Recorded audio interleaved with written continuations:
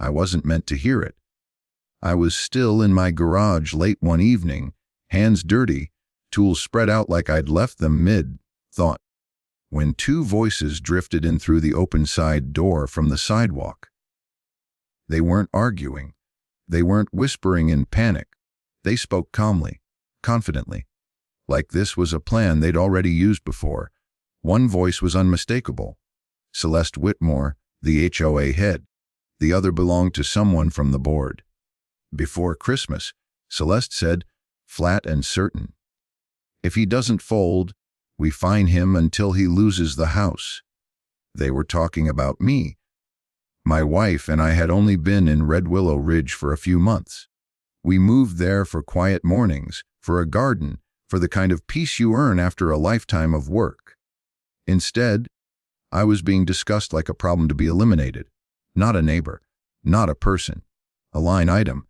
At first, I told myself it was just HOA nonsense.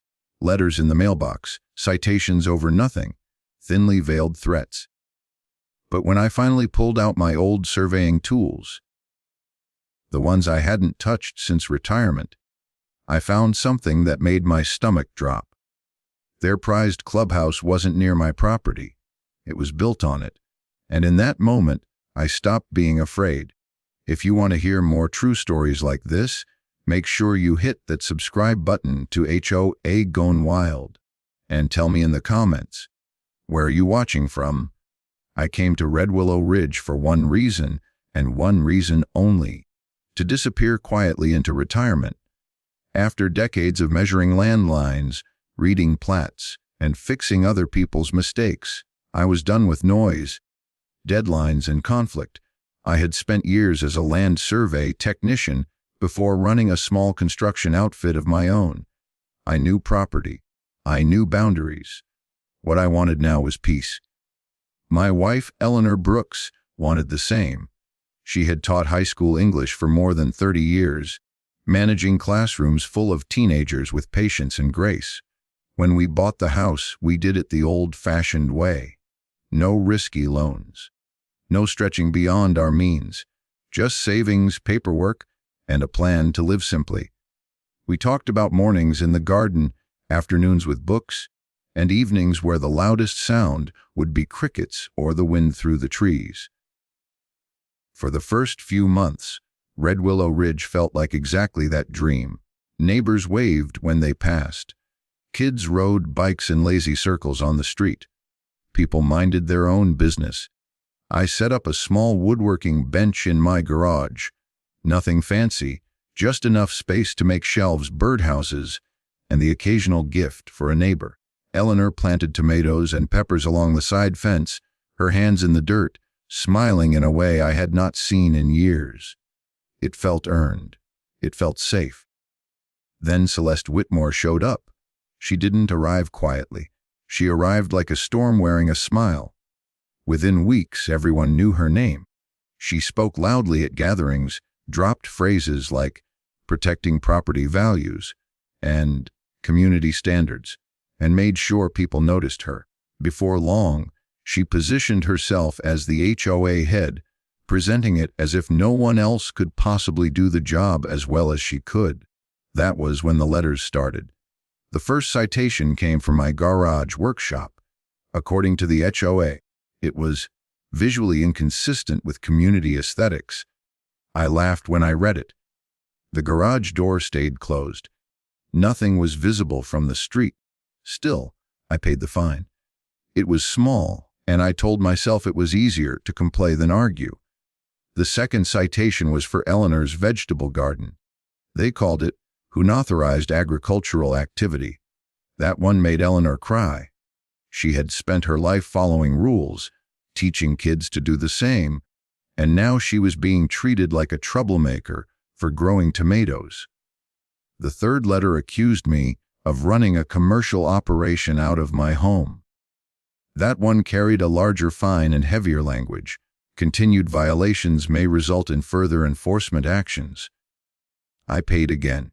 That was my mistake.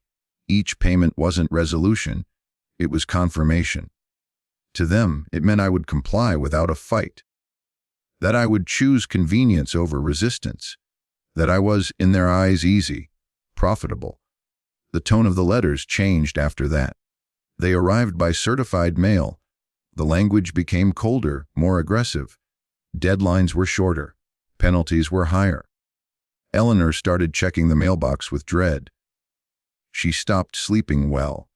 I caught her rereading letters at the kitchen table late at night, her finger tracing sentences as if hoping they would somehow say something different. I tried to talk to Celeste directly once. I asked for clarity, for a conversation, for some common sense. She smiled politely and told me, "The rules are the rules," as if that explained everything. There was no interest in resolution, only compliance. That was when I started noticing patterns. The same neighbors seemed to disappear quietly every few months. Homes went up for sale suddenly. New people moved in not long after. The turnover felt too clean, too efficient. I asked around carefully. Most people avoided the subject. A few whispered about fines, pressure, and being worn down until selling felt like the only escape. Then came the night in the garage. Hearing Celeste calmly talk about burying me in fines until I lost my house, stripped away any remaining illusion. This was not about gardens or garages. This was not about rules. It was strategy. They were not enforcing standards. They were executing a plan. And I realized, standing there with my tools laid out in the quiet, that if I kept reacting the way I had been, paying, complying, hoping it would stop, I would lose everything we worked our entire lives to build. That was the moment I stopped assuming I was dealing with petty bureaucracy. I was dealing with people who wanted me gone. The HOA dropped the mask completely after that. There were no friendly phrases anymore. No fake concern about community harmony. Every single week brought a new violation notice, each one smaller and more petty than the last. Trash cans left out for a few extra minutes. A garden hose visible from the side of the driveway. Grass measured so precisely it felt like someone was crawling through the yard with a ruler. It wasn't about rules anymore. It was about pressure. Constant, exhausting pressure. Then the outside enforcement started. One morning, just after breakfast, a county vehicle pulled up in front of my house. A building inspector stepped out, clipboard in hand, and told me he was responding to complaints about commercial manufacturing activity. The phrase alone was absurd. I invited him into the garage, turned on the lights, and showed him everything. One workbench, hand tools, a few half-finished shelves, no employees, no production line, no sales operation. I handed him my old permits and explained my background. He listened carefully, nodded, and then did something that told me everything I needed to know. He leaned in and lowered his voice. "You know this complaint's been coming in every week for months," he said. Same wording. Same caller. Someone wasn't just harassing me through the HOA. Someone was deliberately dragging the county into it, trying to make it look like I was breaking the law. That was the moment it became clear I wasn't dealing with incompetence or overzealous enforcement. I was dealing with someone who understood how to weaponize systems. I started asking questions after that, quietly, carefully. I didn't confront anyone directly. I just listened. Over time, neighbors began to open up. Stories came out in fragments, usually whispered and followed by nervous glances. Sudden fines over trivial issues. Threatening letters timed during illnesses or family emergencies. Panic sales where people accepted far less than their homes were worth just to escape the pressure. Then the pattern clicked. Homes didn't sit on the market long.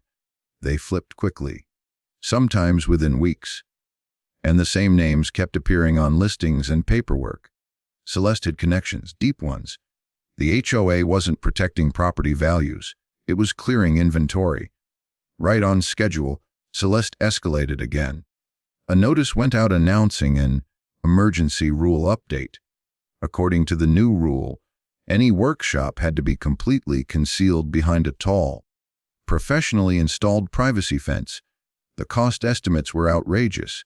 It wasn't even subtle. The rule applied broadly on paper, but in reality, it targeted exactly one property. Mine. I didn't react the way she expected. I sat down and pulled state HO statutes, local ordinances, and the association's own governing documents. I highlighted grandfather clauses and restrictions against retroactive enforcement. I sent a formal response citing specific sections and warning that targeted enforcement could expose the HOA to legal trouble. That was when things turned darker. Cars started idling near my house late at night. Not parked, just sitting watching.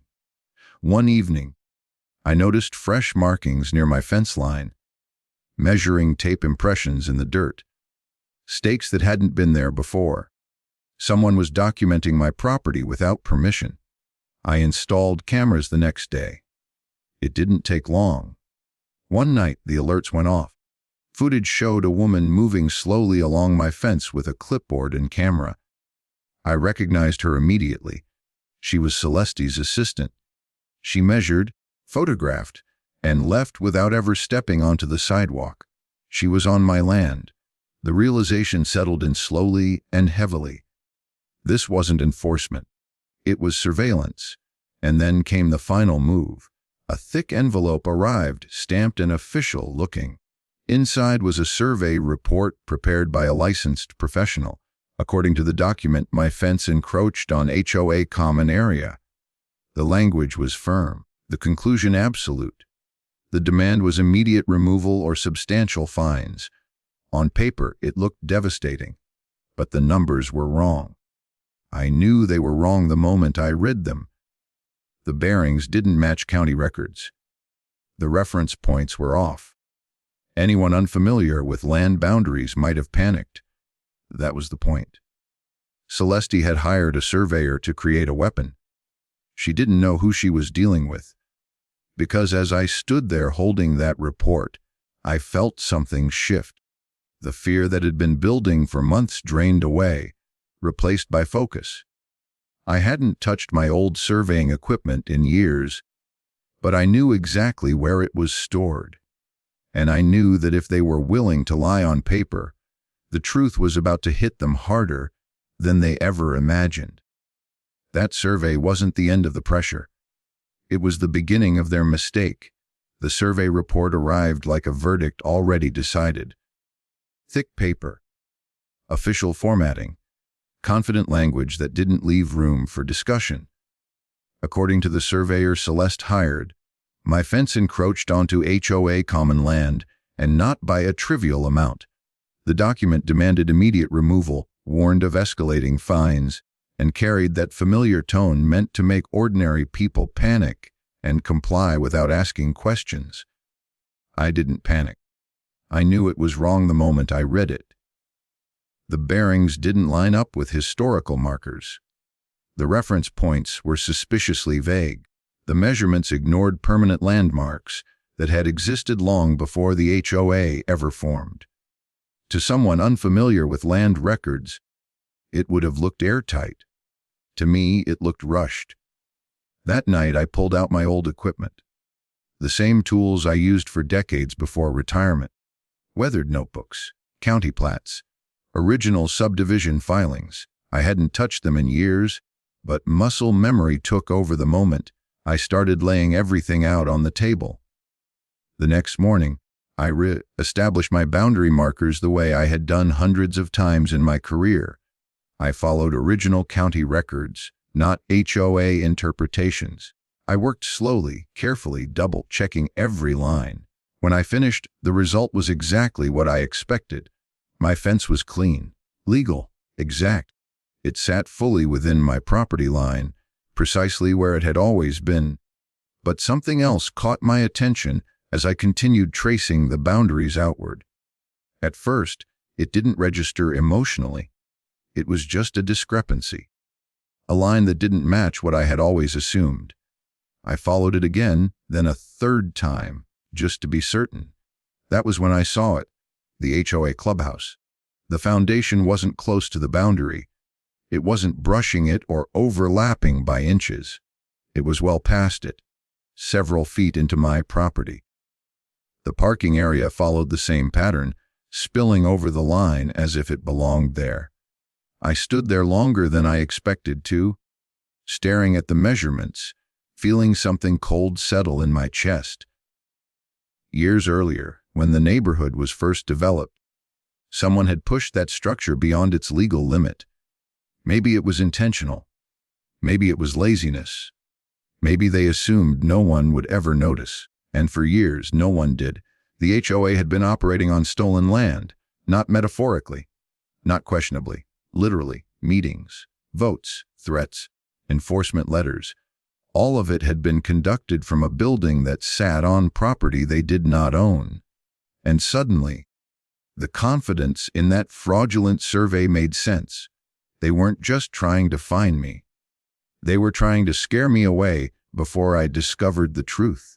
I documented everything: photographs, measurements, county maps, historical filings. I cross-referenced the original developer's plans and confirmed what my own tools had already told me. There was no ambiguity, no gray area. The clubhouse was on my land. I drafted a formal notice that afternoon. Calm. Professionals. I didn't accuse. I didn't threaten. I simply stated facts. The structure encroached on my property. It had done so for years. The HOA had been using the land without permission. I requested acknowledgement and compensation for unauthorized use. I sent it certified. The response came faster than anything else I had received from the HOA. Celeste didn't deny it. She didn't argue measurements or demand a second opinion. She didn't claim misunderstanding or request time to review records. Instead, she called an emergency board meeting and started making frantic phone calls. I saw her pacing near the clubhouse later that day, phone pressed to her ear, her posture rigid and agitated. That was the moment I knew. If she had believed the survey she paid for, she would have doubled down. If she thought she was right, she would have leaned on fines and authority. Panic is not the reaction of someone confident in their position. Panic is the reaction of someone who knows they have been exposed. Within days, the tone of the HOA shifted again.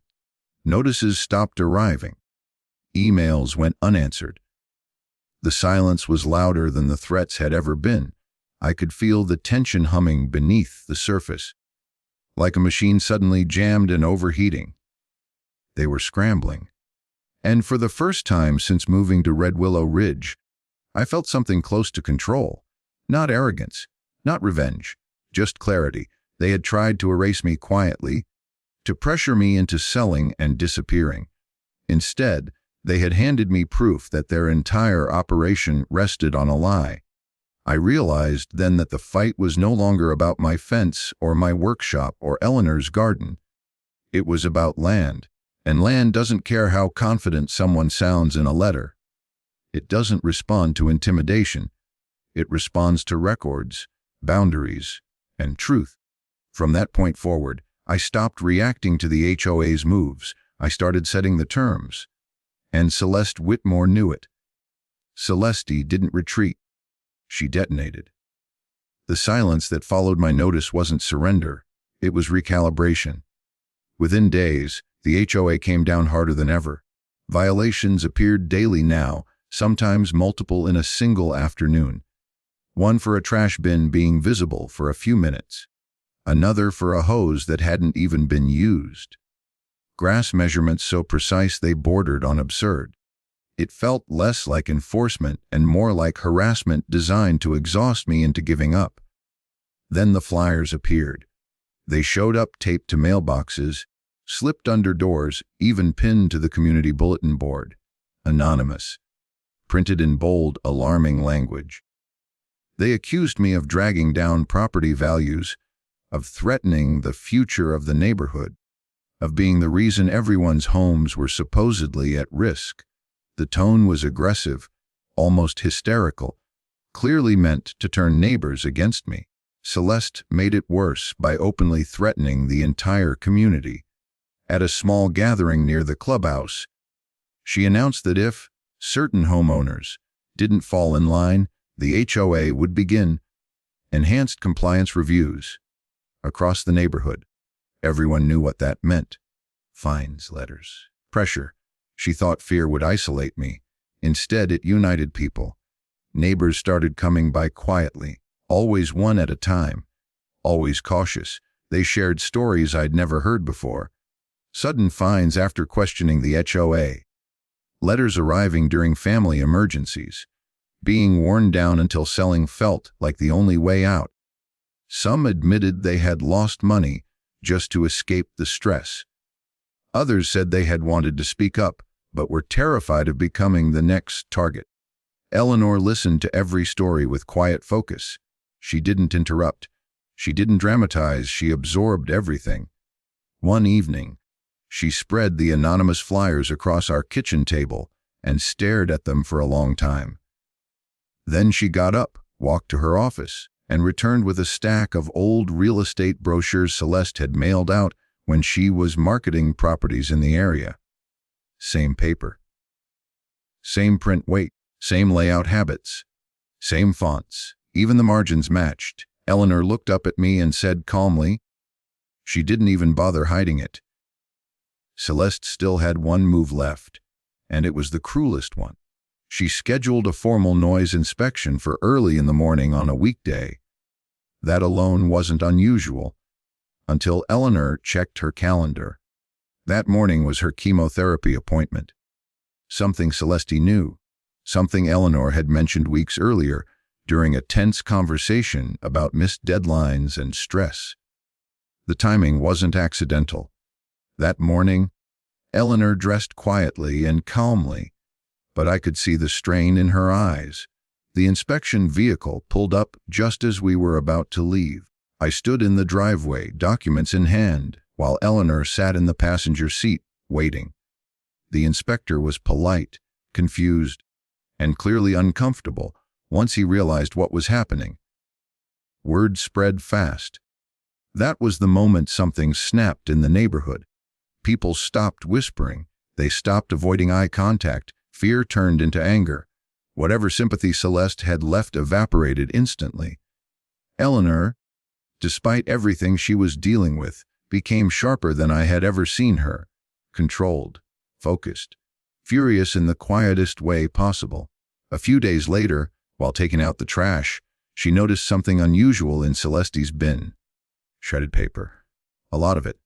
Not cross-cut. Careless. Rushed. She didn't hesitate. Over the next several days, Eleanor reconstructed those documents piece by piece at our dining table. She worked slowly, methodically, the same way she used to grade essays late into the night. Tape. Patience. Precision. What emerged made my blood run cold. Meeting minutes. Not summaries. Full notes. Detailed discussions. Explicit language about pressure timelines, targeted enforcement, and foreclosure tracks. My name appeared more than once. So did references to other homeowners who had already sold. Then came the part that changed everything. Buried in older minutes was a discussion about the clubhouse boundary, acknowledgement that the structure crossed onto private land, a note that the issue had been resolved internally. Another note recommending no further surveys be commissioned to avoid complications. They had known. For years, they hadn't made a mistake. They had covered it up. I sat there staring at the reconstructed pages, feeling the weight of it settle in. This wasn't aggressive leadership or rule obsession. This was deliberate abuse of authority, financial, legal, personal. Celeste hadn't just crossed a line. She had documented her own guilt. By the time Eleanor finished taping the last page together, we both understood something clearly. This was no longer about defending ourselves. This was about exposing a system built on intimidation, lies, and buried truths. Celeste believed power came from paperwork and fear. She was about to learn what happens when the paperwork tells the truth instead. I didn't go looking for help. It found me.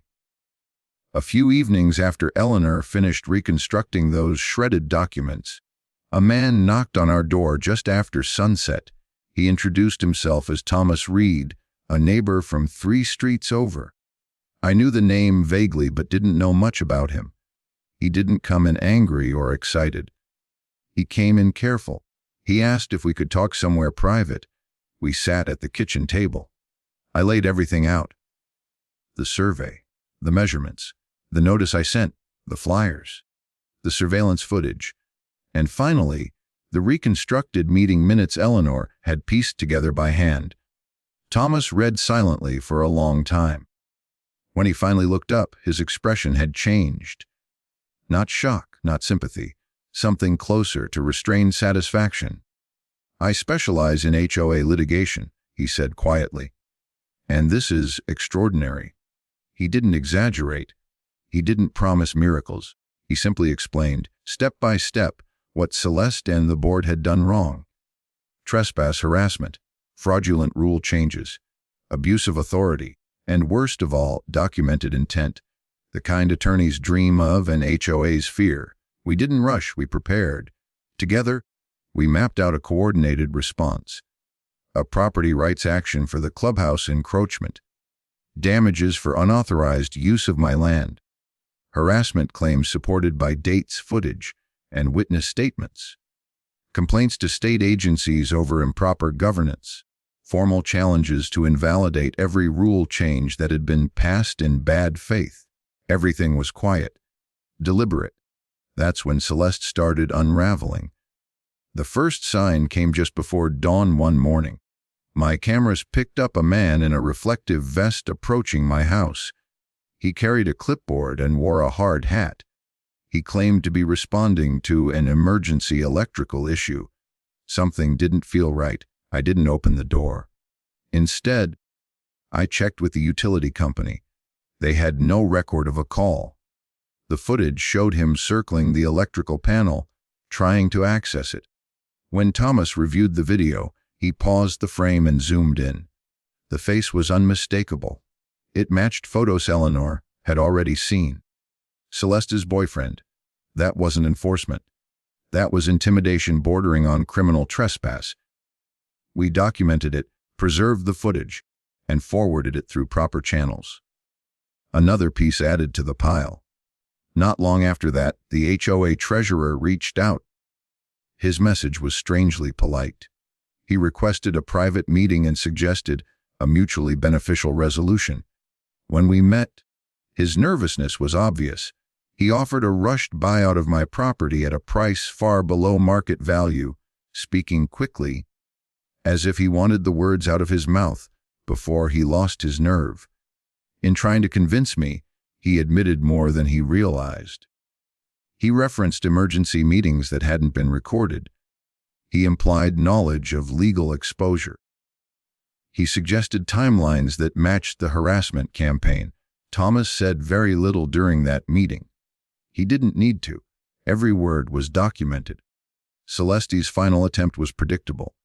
Police reports, accusations of threats, claims of harassment, each one collapsed under review. Officers compared statements, footage, and timelines. Nothing matched her narrative. One officer gently explained that false reporting could itself become an issue. The pressure was no longer on me. It was on her. By then, the neighborhood knew something was happening. People talked openly. Neighbors who had once avoided eye contact now stopped to ask questions. Some volunteered statements. Others offered documents they had saved for years, afraid to throw them away but unsure what to do with them. The annual HOA meeting was announced shortly after. It would be held, as always, in the clubhouse, the same clubhouse that sat squarely on my land. That detail changed everything. Thomas smiled when he read the notice. "That's perfect," he said. "They're going to expose themselves without even realizing it." In the days leading up to the meeting, Celeste tried to project confidence. Emails went out reminding residents about decorum and order, but the tone was brittle, defensive. The machine she had relied on for control was no longer responding the way she expected. I felt calm in a way I hadn't in months. Not because I knew the outcome, but because the truth was finally doing the work for me. Every reckless move she made added another layer of proof. Every attempt to intimidate created another witness. Every shortcut she took tightened the net around her own authority. As the meeting date approached, I stood outside one evening and looked at the clubhouse in the fading light. The building that had been used to threaten me, to find me, to plan my removal. It was still there, still on my land, and soon everyone in that room would know it. The room felt different the moment I walked in. The usual half-empty chairs were gone. Every seat was filled, and people stood along the walls and near the doors, shoulder to shoulder, arms crossed, faces tight with anticipation. This wasn't a routine HOA meeting. This was something else, and everyone in Red Willow Ridge could feel it. 2 sheriff's deputies stood near the back, not aggressive, just present. A local reporter sat quietly with a notebook on her lap, pretending not to watch Celeste Whitmore pace near the front. The irony wasn't lost on me.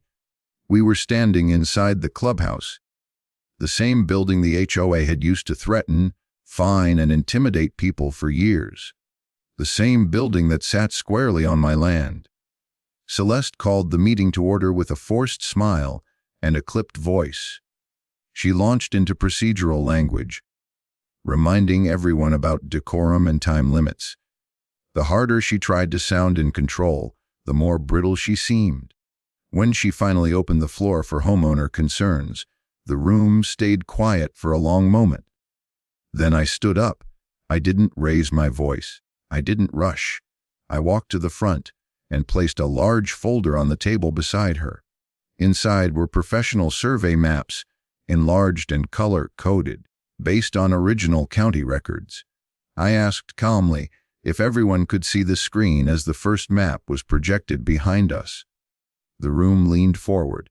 I explained the boundaries slowly, the way I had done hundreds of times in my career. I pointed out permanent markers, original plats, and the exact lines that defined my property.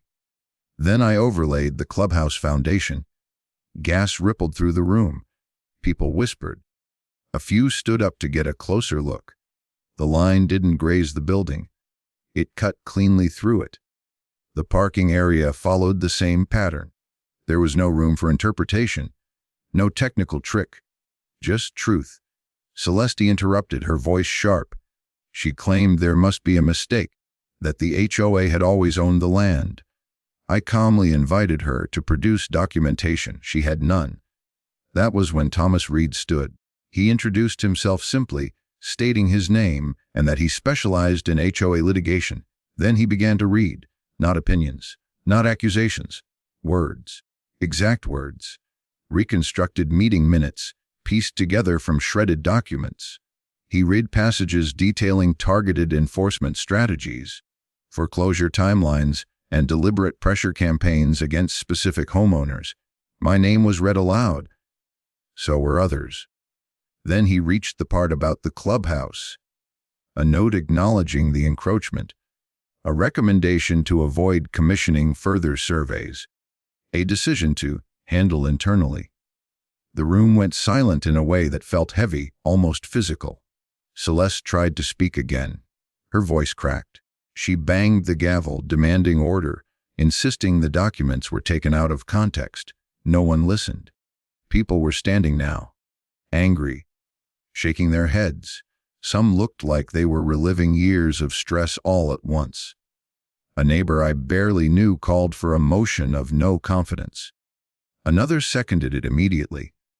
Celeste objected, shouting about procedure, but Thomas calmly pointed out the association's own bylaws.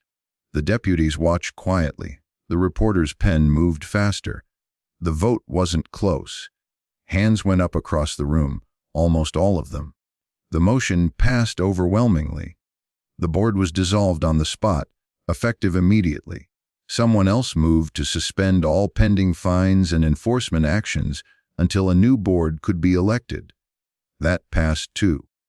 Celeste stood frozen for a moment, her mouth opening and closing as if searching for words that wouldn't come. The authority she had relied on was gone. No gavel, no threat, no fear left to weaponize. She gathered her papers slowly. No one spoke as she walked toward the exit. Cameras flashed softly as she passed the reporter. She didn't look back. As the doors closed behind her, the room exhaled. Conversations erupted. Some people laughed in disbelief. Others wiped their eyes. I stayed where I was, grounded by the floor beneath my feet, the same land that had quietly held the truth the entire time. The clubhouse hadn't changed, but everything else had. What followed didn't happen all at once, but it moved faster than anything I had experienced since moving into Red Willow Ridge. By the end of that same night, a temporary board was formed from residents who had never wanted power in the first place. That turned out to be the difference. They weren't interested in control or leverage. They were interested in repair. The first decision they made was simple and symbolic. All pending fines, warnings, and enforcement actions were frozen immediately. Letters that had terrified people for years were officially voided.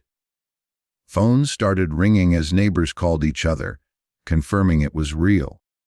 For the first time in a long while, people slept without worrying about what might appear in their mailbox the next morning.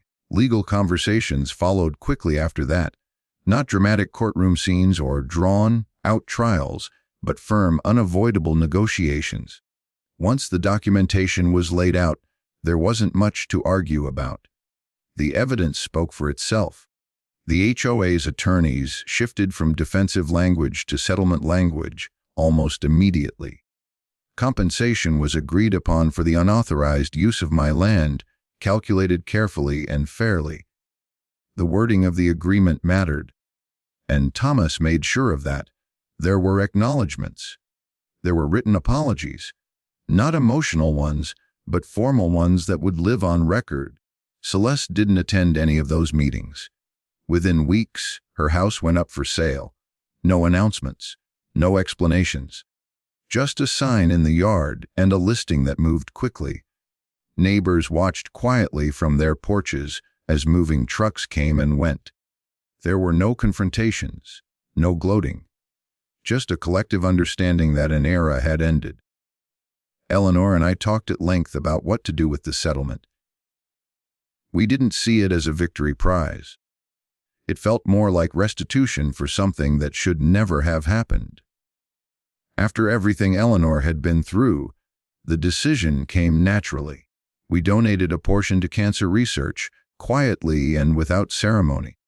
It felt right to turn something born from intimidation into something that might help someone else survive a hard chapter. The clubhouse issue was resolved with the same calm clarity. The structure wasn't going anywhere immediately, but it wouldn't exist in legal limbo anymore. A proper lease agreement was drafted, fair to both sides, outlining the HOA's right to use the land under clear terms. The alternative was removal, and everyone understood that wasn't an empty threat. For the first time, the building that had symbolized fear became just a building. No power attached to it. No intimidation baked into its walls. What surprised me most was how quickly the neighborhood changed once the pressure was gone. People smiled more. They lingered outside. Conversations stretched longer. Kids played without parents constantly watching the street for inspection vehicles. Gardens expanded.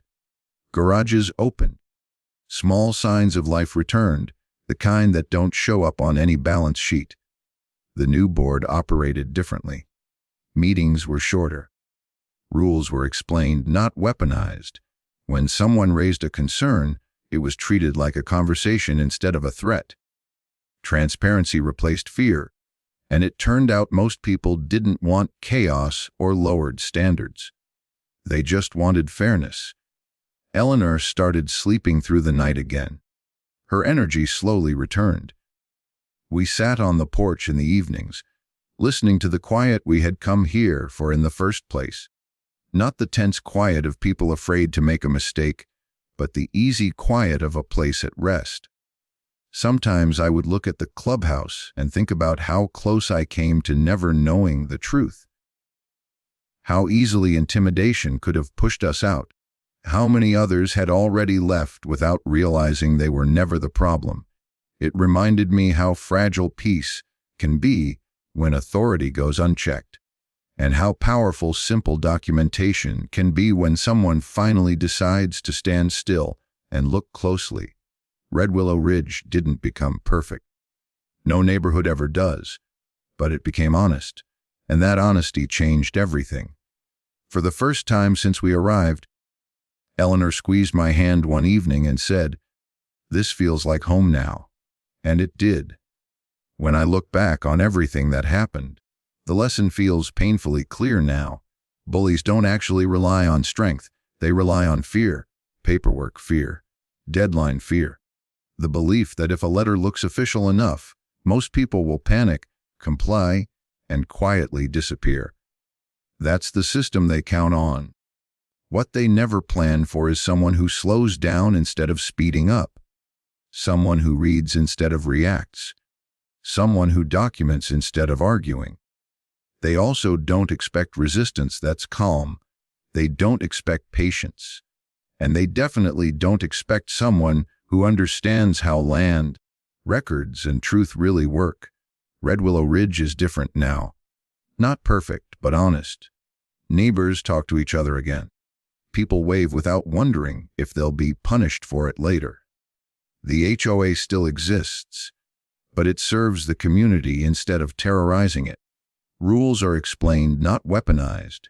Authority finally has boundaries, just like property should. If you're dealing with something like this in your own neighborhood, I want you to remember one thing: panic is what they want. Panic makes people sloppy. Panic makes people sell. Calm is power. Learn the rules that govern you. Keep records of everything. Save letters, emails, and notices. And never assume that the loudest person in the room actually owns the ground they're standing on. Sometimes the truth is quiet. Sometimes it's buried under years of intimidation. But when you take the time to uncover it, it has a way of standing up on its own. If you want to hear more true stories like this, make sure you hit that subscribe button to HOA Gone Wild. And tell me in the comments, where are you watching from?